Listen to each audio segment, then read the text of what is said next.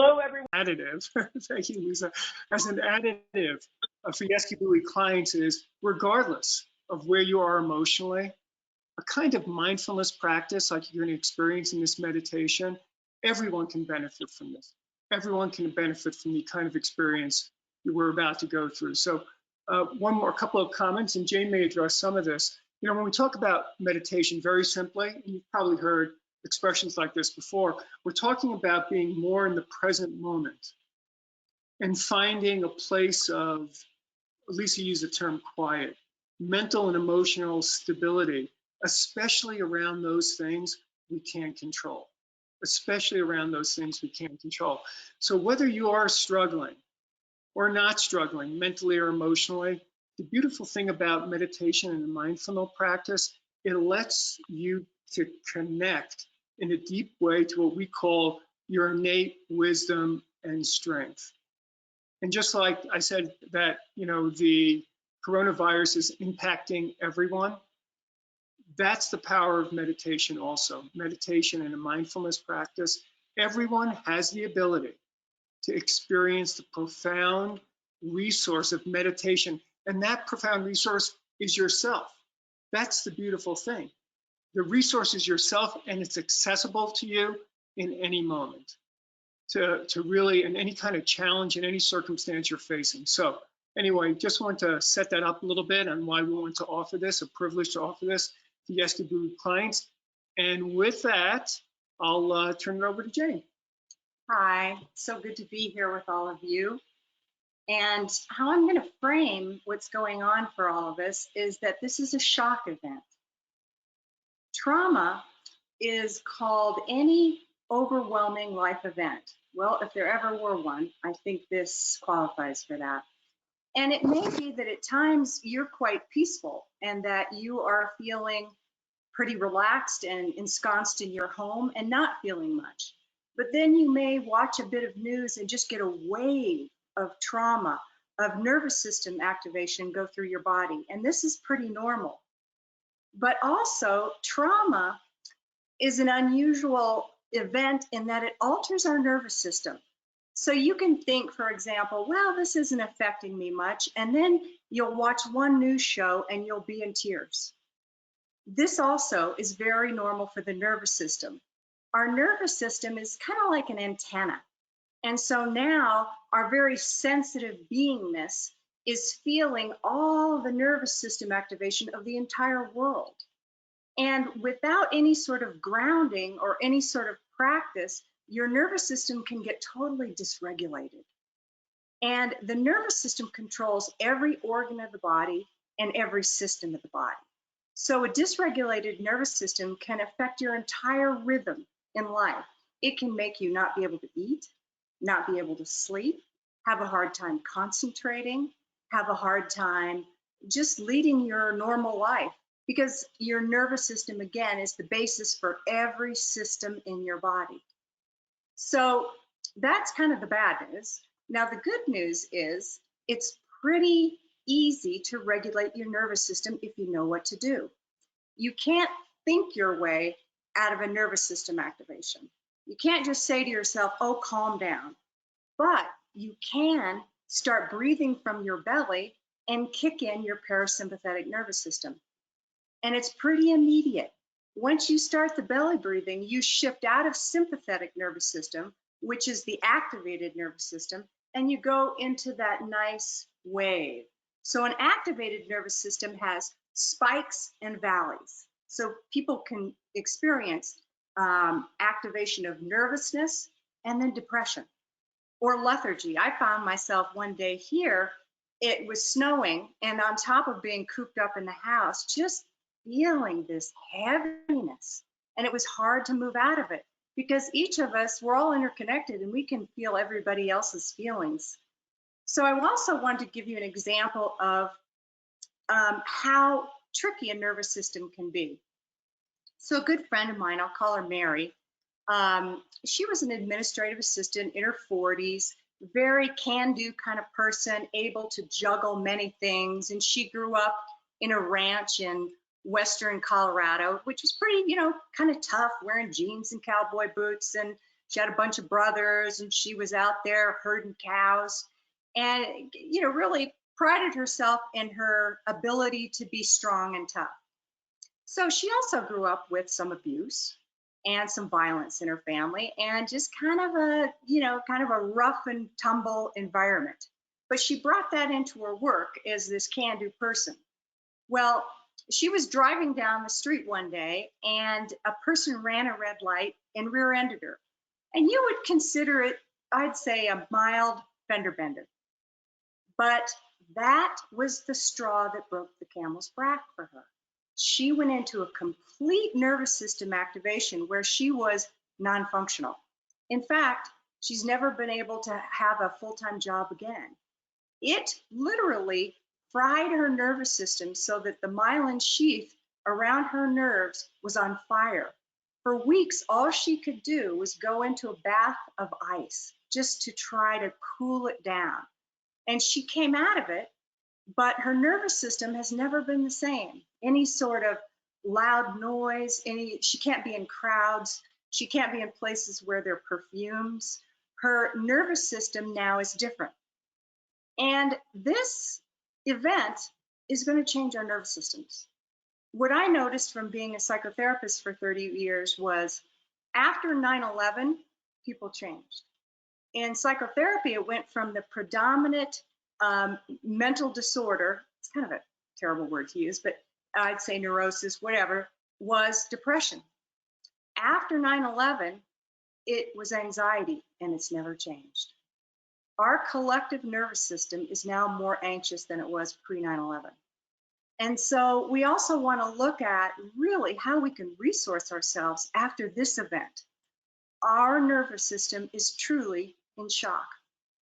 And learning how to get it back to that flow, it's not something that you're just going to manage and keep it down, but rather going inward and using these tools that we're going to teach today of breathing and meditation are, I think, the most powerful tools we have. As long as we're alive and we're breathing, we have access to them. And breathing does two things. One, it kicks in the parasympathetic nervous system, which calms us down so we can sleep, we can eat, our mind can be more even. And the second thing it does is it's a tether to the present moment. If we're aware of our breath, we're present. So I want you for a moment, we're going to try this little exercise. This just takes a minute to think about I'm going to start with thinking about where you feel your breath right now and noticing the sensation of the breath moving your body. You might make your eyes a little bit of a soft focus and just focus all your awareness on your breath, noticing how it's moving through your body, listening to the sound of the breath. And now I want you to think about any of the thoughts that you have concerns about the future from this coronavirus impact. Could be financial, physical, mental. And notice the difference of how you feel in your body. When we go into the future, we basically court anxiety. It's like, come on in. I'm not really here. I'm in the future worrying. But when we're in the present moment, we're just breathing. We're just here. The birds are chirping. And there's a way in which we can bring ourselves over and over back to that present moment where everything's okay. The mind is not getting out ahead of you, which is where the anxiety comes from. So those are the two aspects that we're going to focus on today. Breathing from your belly to switch on your parasympathetic calming nervous system, and having your breath be a tether to the present moment to help your mind stay present. And we will also look at how this affects the body, how this affects the emotional body, and how this affects the mental body. So we're going to start with belly breathing. So what I want you to do is to get comfortable and sit where your back is supported. And I know some meditation instruction says keep your back really straight, but I want you to be comfortable. If your Body is tense, your mind's going to be tense. So get comfy. At least it's got a nice blanket there, a blankie. Let yourself feel comfortable and where you're supported. And then I want you, if you would, to slowly bring your attention inward, either closing your eyes or bringing your eyes to a soft focus where you just barely see out of the peripheral vision of your eyes. And just notice your body. Notice where your body meets the couch or chair. Notice the quality of the energy in your body. Is it smooth? Is it spiky? I'm not trying to change anything, but just becoming aware of your inner landscape. And now bring your awareness to your breath. And begin to engage your sensate awareness. Thoughts will arise, but you simply don't follow them as you bring your awareness to the sensates, sensate awareness in your body. Notice the sound of the breath.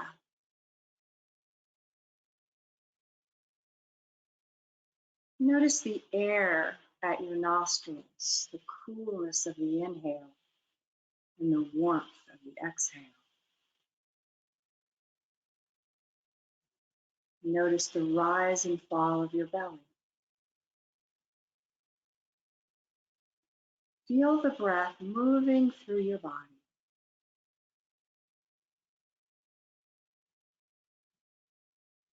Feel the weight of your body, the force of gravity drawing you down. Contrasting that with the lightness of the breath.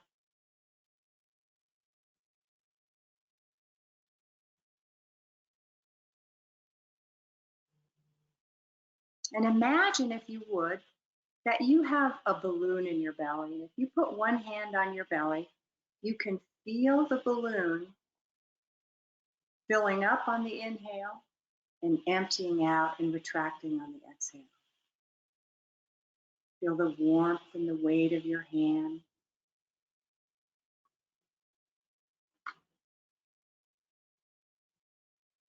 Feel the belly rising and falling. And now, if you would, extend the exhale so that it's twice as long as the inhale, making room for the breath. Nice long exhales, completely emptying out all the air.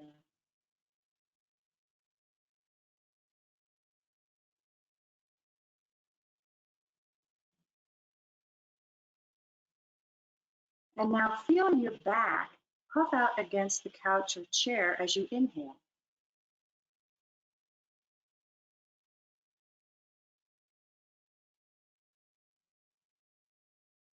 Breathing into your back, puffing it out.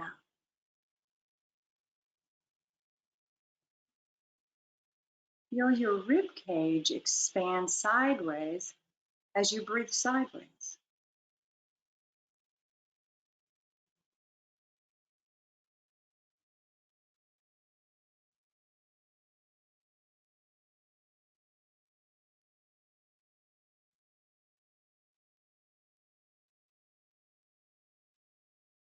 Feel the balloon expanding upward as you breathe upward.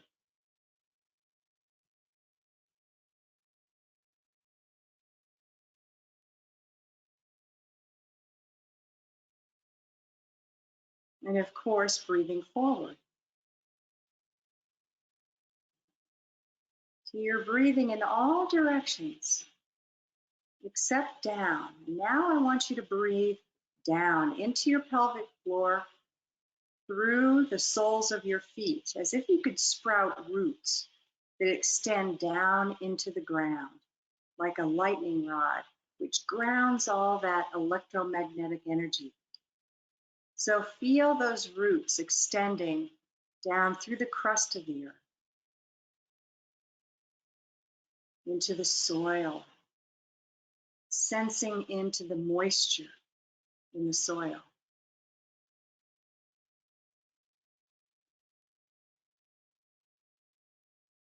sensing down through the shale.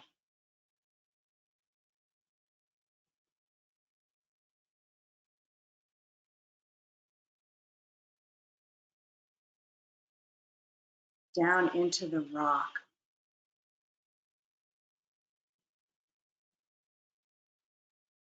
Feel its solid, steady support of the ground beneath you.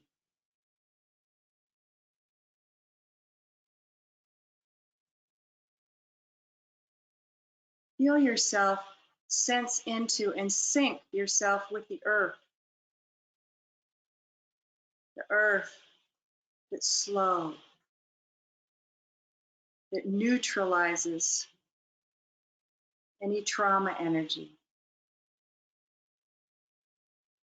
and most of all, supports us day after day, never taking a day off. And invite your body to let go of any tension it might be holding, consciously or unconsciously. See if there's any holding. And feel it begin to melt, as if a wave of relaxation washed down your scalp. Your skull even begins to breathe like plates of the earth. Your face melts.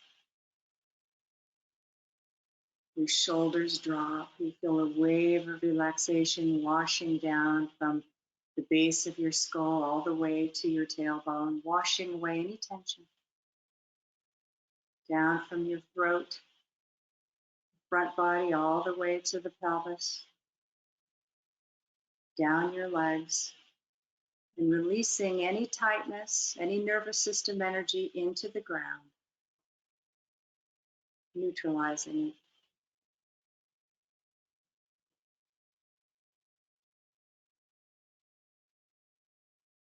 Nice long exhales, completely emptying the lungs, twice as long. Breathing in, breathing out. Your mind wanders, simply gently bring it back to the breath. No criticism, knowing it's the nature of the mind to wander. So you simply redirect it back to your body, back to your breath, over and over.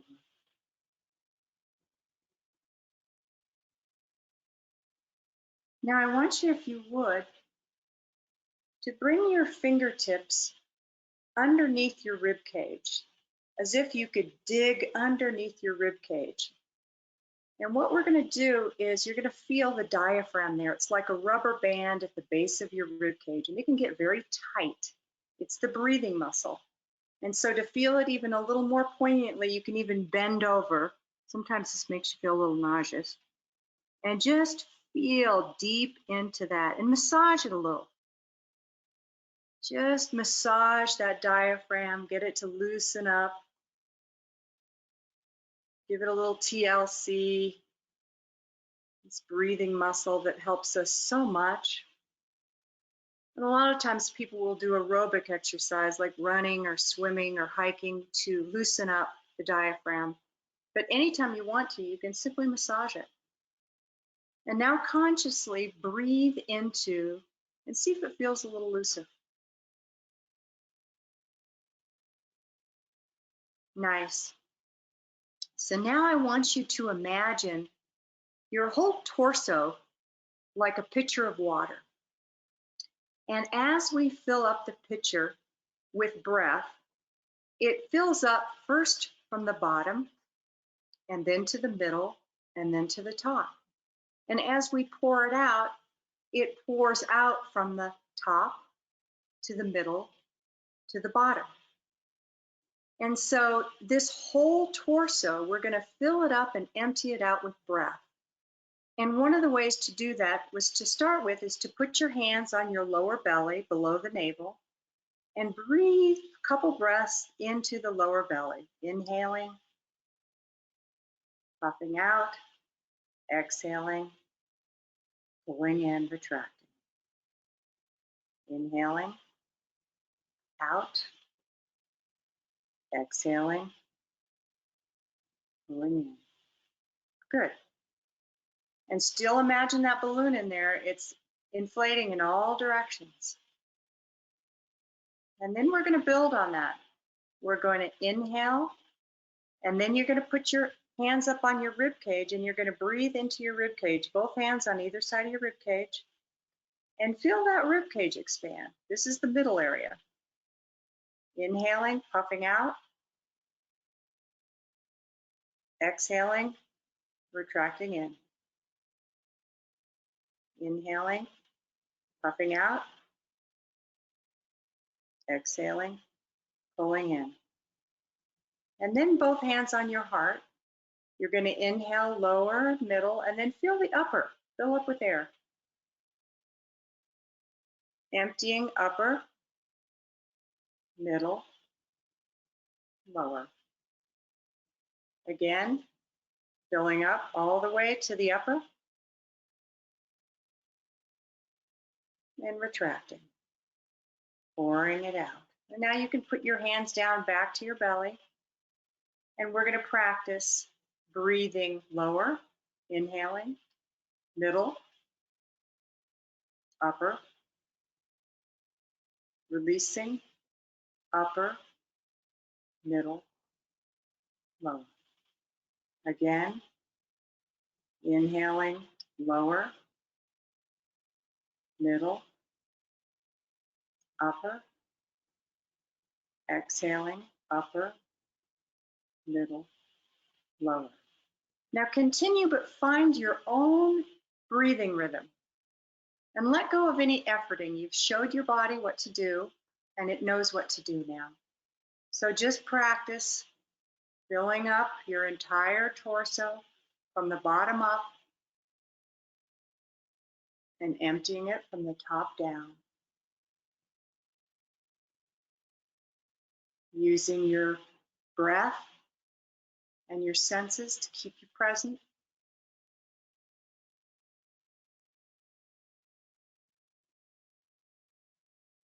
Your mind wanders, just bring it back.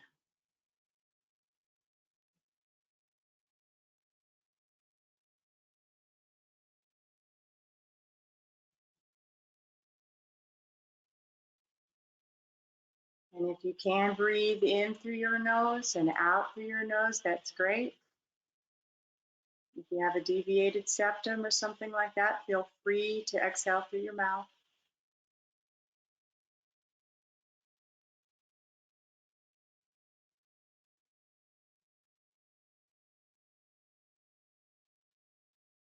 Nice long exhales, twice as long as the inhale.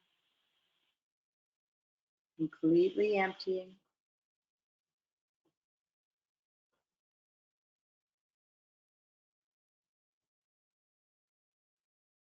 Imagine the breath coming in like a wave and out with the tide on the exhale. Nice and smooth.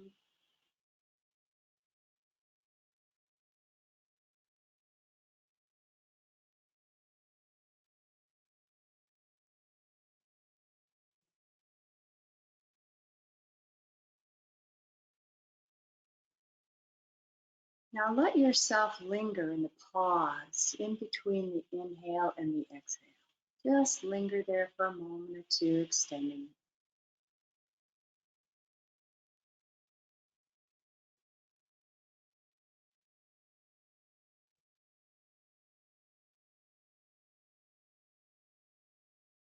And let yourself feel the pause after the exhale before the inhale. And let yourself linger there. Sensing into the stillness.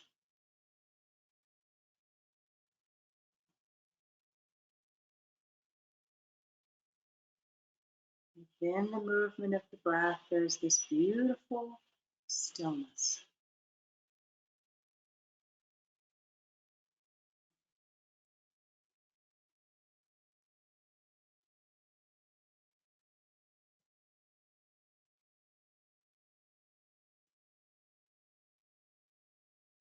And notice how your mind begins to still if it hasn't already.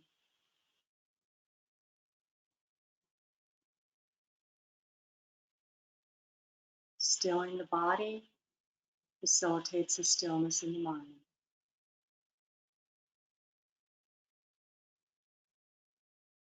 And from this place of stillness, I want you to invite in any part of yourself that has felt vulnerable, sad, scared during this time. And invite that part to come into this pool of stillness. And attend to this part of you. It's like a child, our emotional being. Attend to this part of you with kindness. And just holding that child part that's been scared. It's dealt with this roller coaster experience. And instead of allowing the child part to take you over and hijack your awareness, you're going to attend to the child from your adult self, from the part of you that can say, it's okay, I'm here.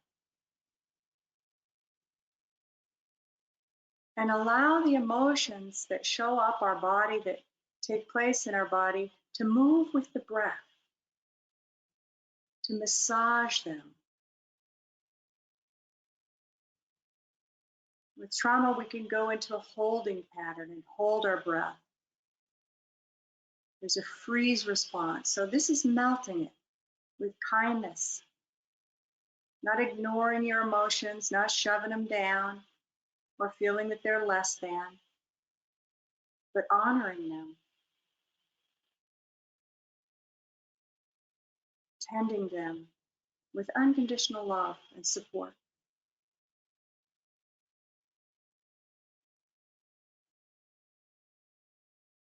And as you breathe in, imagine breathing in empty open space, like molecules of the sky.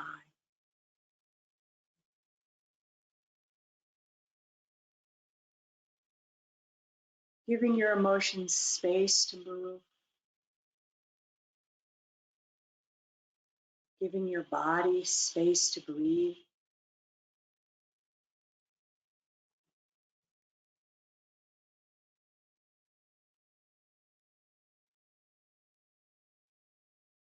Giving your body mind a release valve. And remembering to say to yourself, it's okay. All is well.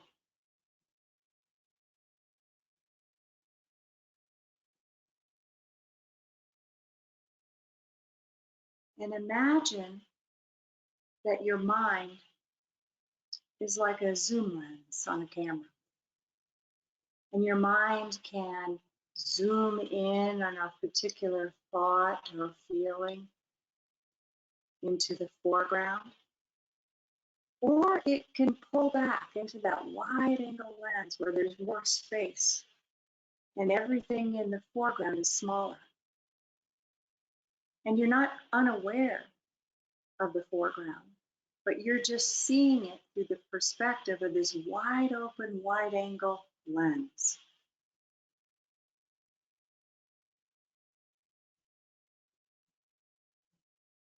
And this wide open lens is like our fundamental consciousness. It's open, it's empty, like a screen. And our moving mind, which has all our thoughts and feelings and worries and programs of, are we safe? Are we enough? What do we need to do? All that moving mind is in the foreground, making us anxious. And at any time, we can just pull back into that screen that's empty, that open screen that has no judgments, accepts everything, rejects nothing. It's benevolently neutral. And we can always pull back into the wide angle, that wide, big mind. And when we do, you can feel your back body a little more. And feel that someone or something has your back. Maybe it's the sky that has your back. Maybe it's the earth. Maybe it's a spiritual thing for you. But feel that support. And as you feel your back, the front of your body can relax and let all those emotions just drain out of you.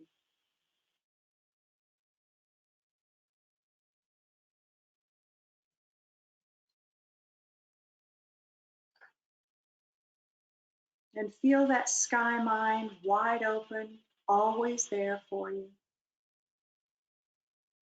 Awake, aware, accepting, calm. And very gradually, you're going to begin to wiggle your fingers and your toes and stretch. And you're going to bring your awareness back to the group, but bringing with you this calm, this connection to big mind.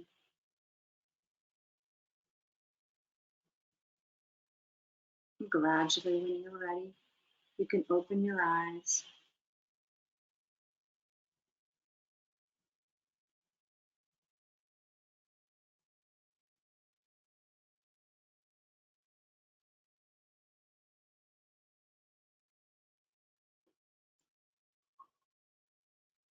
Thank you so much, Jane. It was a beautiful gift.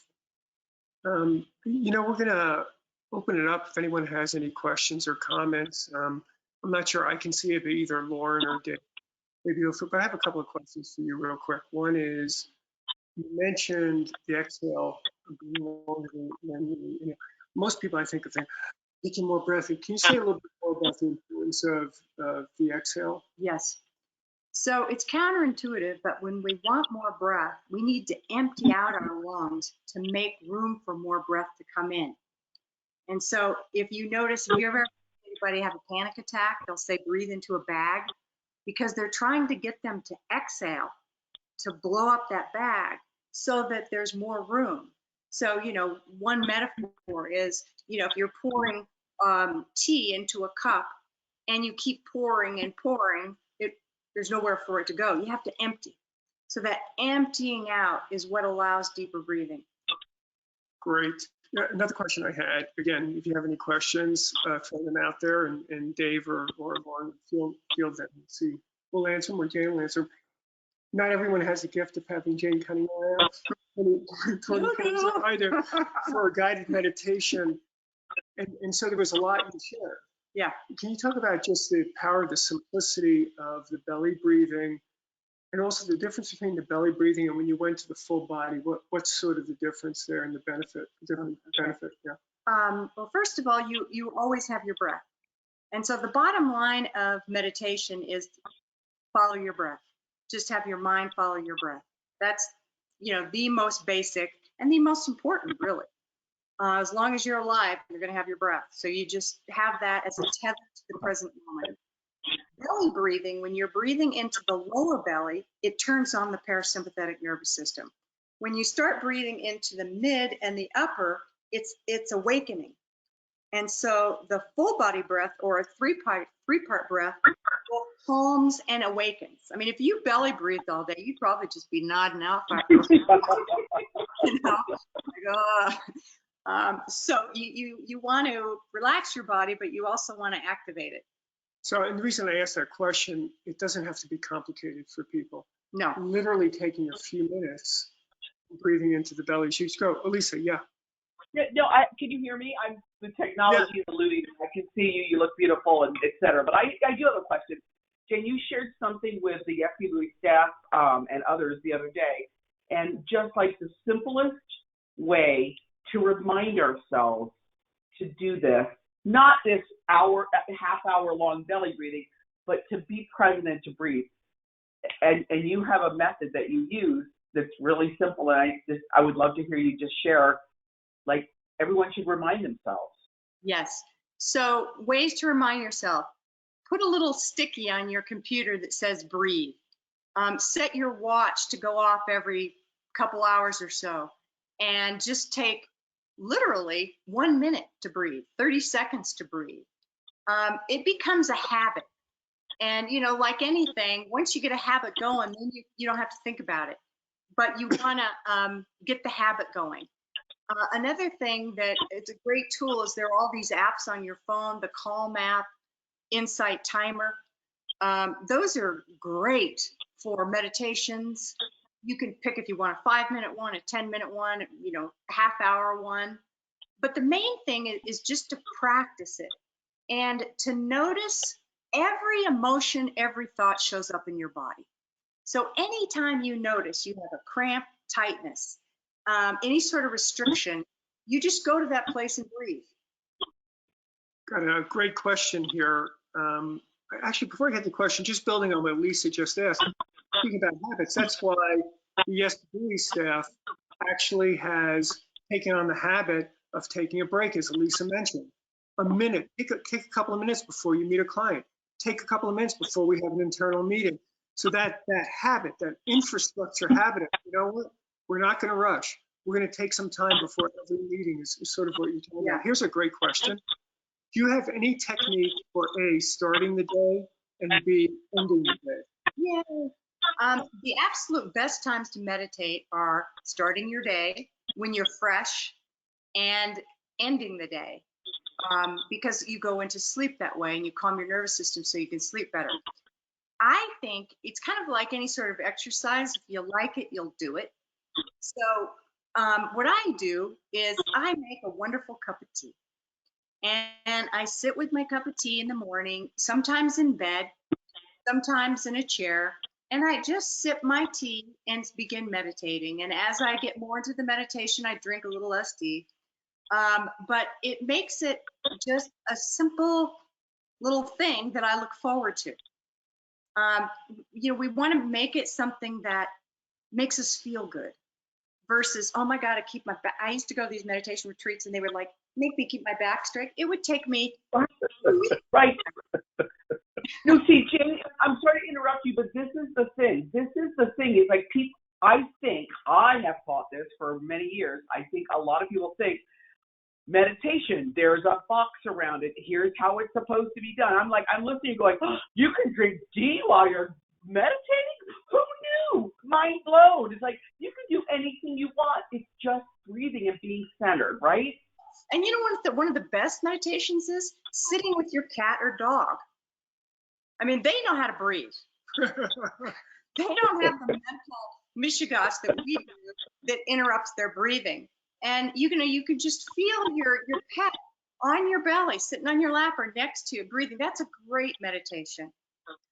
You know, make it simple. Simple. Get rid of the mysteriousness or mystique. Right? No rules.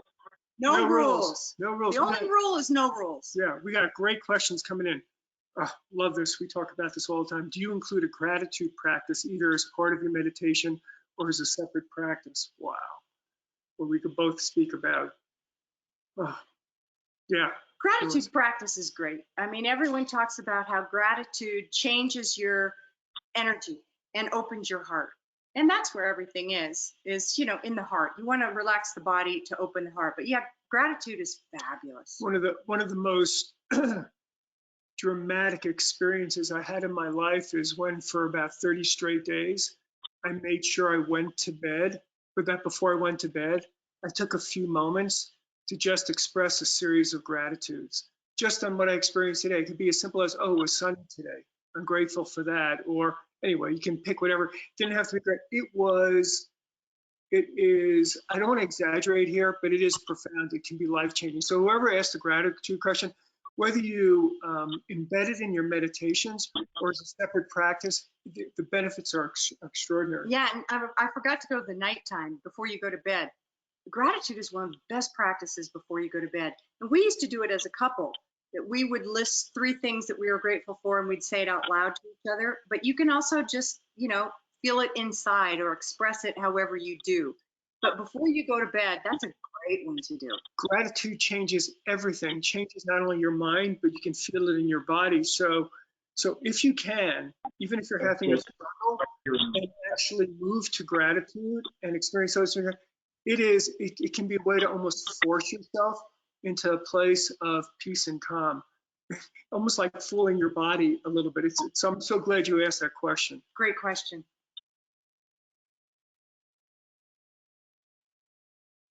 Any other questions I from the want to group? bring up another thing. Go ahead. Also, people have said, the difference between meditation and prayer. And in a certain way, I don't really find much difference because you're going into the place of openness and kindness and acceptance. And it can have words or it cannot have words. I personally believe in the power of prayer. I really do. I think when we focus energy of love, compassion, hope, like right now, that it changes the collective consciousness. We all share the same breath, the same air, and we all share the same consciousness. So also pray away. We need it. Hey, we had maybe the most important question that we can end on. The most important. I want everyone to be paying attention here. Where are the puppies? They just went to get them. He's like, "Should I get them?" I was like, "Yeah, we can get them." He put them away because they have so much energy. Yeah, we have our dog. Here they come. Come on, little girls. Come on, say hi. Say hi. Say hi. Say hi, come on. Look at those tails. Look at the tails. Look at the Oh my tails. God. They know how to be in the present moment. They do. So, thank you all. I mean, it's been about 45, 50 minutes. Anyway, hopefully this was helpful to you. It was recorded, and it was just a gift to share this with all of you. So thank you for opening your homes, yourselves up to what we want to offer to all of you. And Elisa or Dave, I don't know if there's anything you guys want to end with. Yeah, and David and James, thank you for suggesting that this is a gift to you to do this. I appreciate that you absolutely feel that way. And thank you, because this is a gift to us and everyone on this call in a way that I don't know that we'll ever really be able to put fully into words. Thank you very much. Thank you so much. Love to you all. That's all. Thank you. Okay, best wishes to all of us. Bye-bye. Bye. Bye.